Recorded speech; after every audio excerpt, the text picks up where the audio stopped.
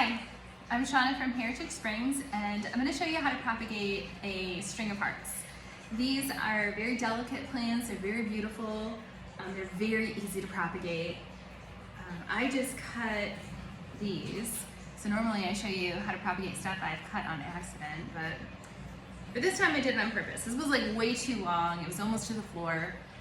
If you can see these, this is a really pretty pink variegated variety of string of hearts, and I'm going to show you, if you have one of these, how to propagate it so you can give it to a friend or just have some more string of hearts or fill in your plants.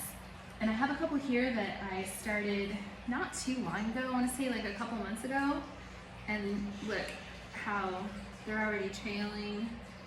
I need to get these up on the website because I don't need any more string of hearts. Here's another one in a little tiny pot, isn't it cute? But yeah, okay, so I will tell you when you do these, you want to keep them kind of separated from each other because there are a few things more frustrating in this plant hobby than untangling string of hearts. It is super annoying. It takes forever. They love to latch onto each other. So I'm just going to show you how to do this. This will take not very much time at all. You just take potting mix. This is perlite, potting soil, and peat moss. It's like my typical houseplant blend, and just scoop it into a pot. This is a 3.5 inch pot, and actually it might be 4 inches. I think these are 4 inch pots. So you put it up to the surface, or yeah, you want to put the soil up to the surface of the pot and then water it, because when you water it, the soil is going to go down a little bit. And you're going to want to add some more soil so that it's even with the lip. This is just what I found is the easiest way to start these plants off. And then add a little bit more water. Okay, and then I'm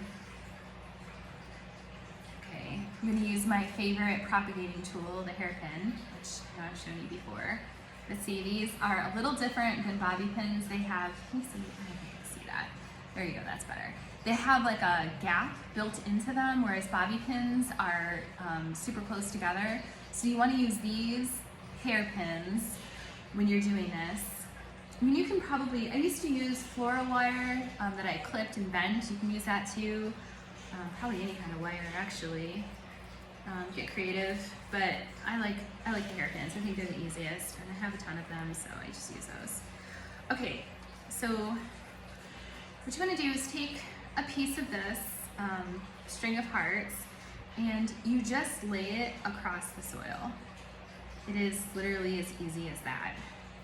And I like to make mine somewhat neat.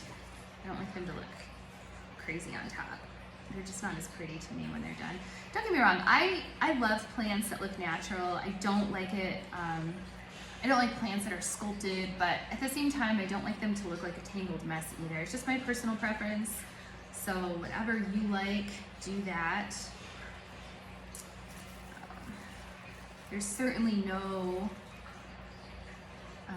well, I don't want to say there's no wrong answers when it comes to plants, that's not true. But there are more than one right answer, that's for sure. So, I don't know if you can see that. I'm just laying these neatly across the top, and once these root, they will trail down the sides like these other ones that I showed you. So I'm just going to cut some small pieces here.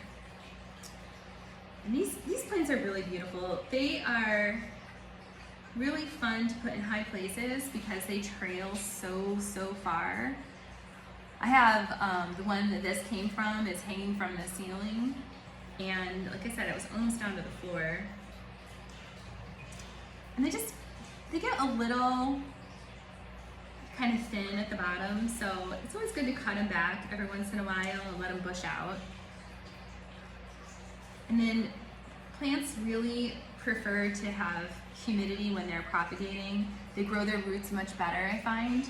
So you can take these, and you can take like a gallon-sized Ziploc bag and open it up and just kind of set these inside it and then close it a little bit on the sides but not all the way and leave it on a shelf. You can do that, or you can set them inside, like if you have like a little greenhouse or something like that, or like, you know, those containers that lettuce come in. If you buy lettuce that's already cut up, they come in those like plastic clamshells. You can use those. You can use a container like this, or you can just put them in the humid environment. And it's pretty humid in here. I just got my new hydrometers. Put one over here somewhere.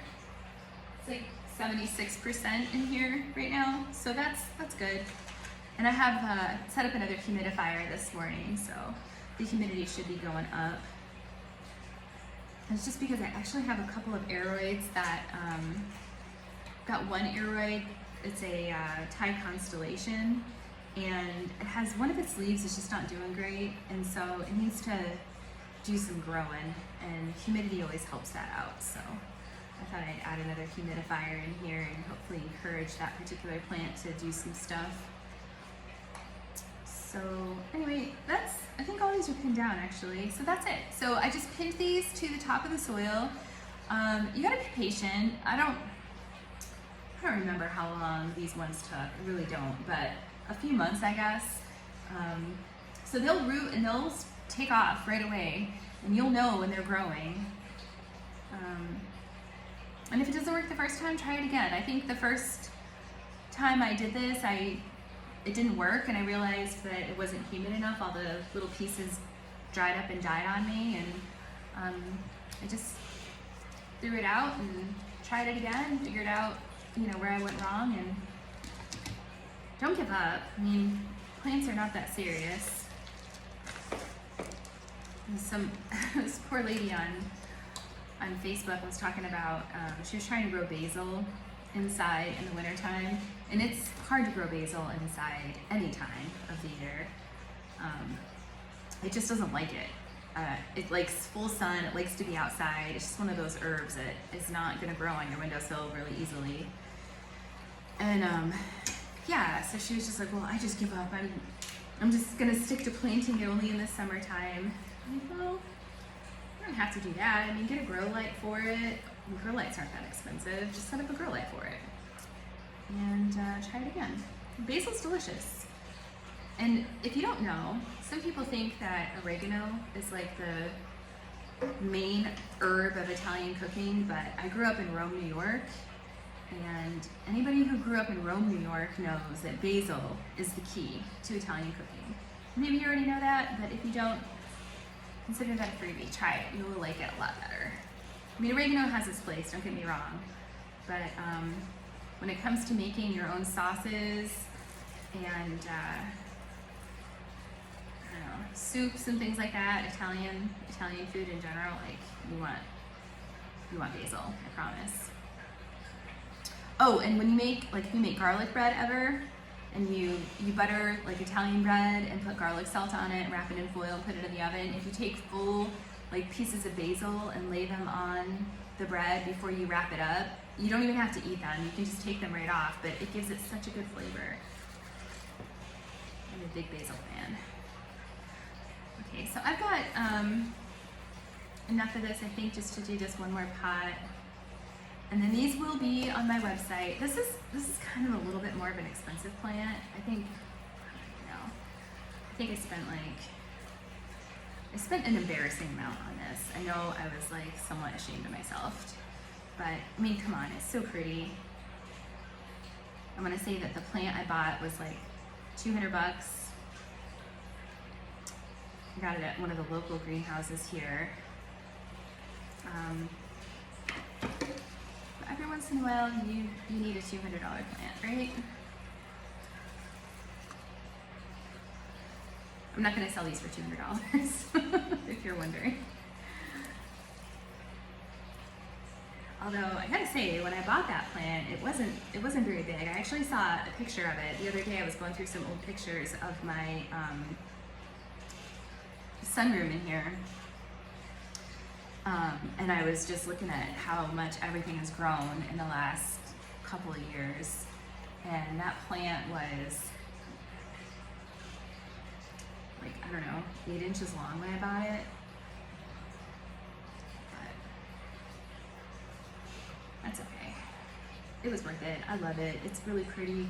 And if a plant brings you joy, in my opinion, it's worth the money, as long as you're not like starving your kids or anything to buy plants. When I started out, I had like spider plants and philodendron hederaceum, which are like those heartleaf philodendron that are my favorite.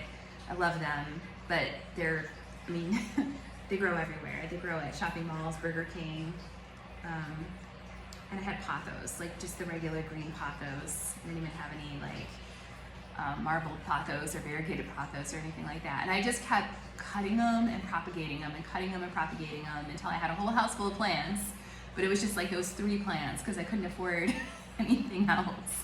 And sometimes I would go to greenhouses and they would have like their plants that were mostly dead on like a back table for 80% off or something like that, and I would get a new plant. I got a couple of orchids that way, and I got, let me think, I know I got more plants like that. I can't remember what they were, but anyway.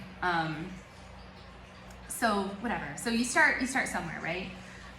Anyway, this is the string of hearts, and like I said, these will be for sale on my website in the next few months after they get rooted, and that's it.